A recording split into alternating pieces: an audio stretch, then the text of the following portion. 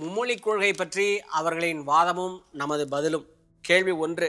தமிழ்நாட்டில் உள்ள மத்திய அரசு பள்ளிகளிலும் தனியார்கள் நடத்துகின்ற பள்ளிகளிலும் இந்தி மொழி கற்பிக்கப்படுகின்ற போது அரசு பள்ளிகளில் இந்தி மொழியை கற்றுக் கொடுக்க ஏன் மறுக்க வேண்டும் என்பது அவர்களது முதன்மையான கேள்வி.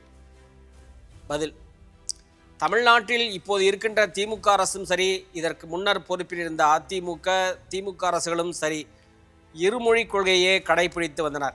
மக்கள் இதனை நன்றாக தெரிந்துதான் அவர்களுக்கு வாக்களித்து ஆட்சியில் அமர்த்தியுள்ளனர். இருமொழி கொள்கையை தொடர்ந்து நடைமுறைப்படுத்த மக்களின் மாண்டேட் அவர்களுக்கு இருக்கிறது. எனவே தங்களது அரசின் நேரடி உதவி பெற்று இயங்கி வருகின்ற அரசு பள்ளிகளில் அவர்கள் இந்தியை கற்பிக்கவில்லை. மும்மொழிக் கொள்கையை நாங்கள் நடைமுறைக்கு கொண்டு வருவோம் என்று கூறி வரவிருக்கின்ற 2026 சட்டமன்ற தேர்தல் பரப்புரையில் பாஜக ஈடுபடட்டும்.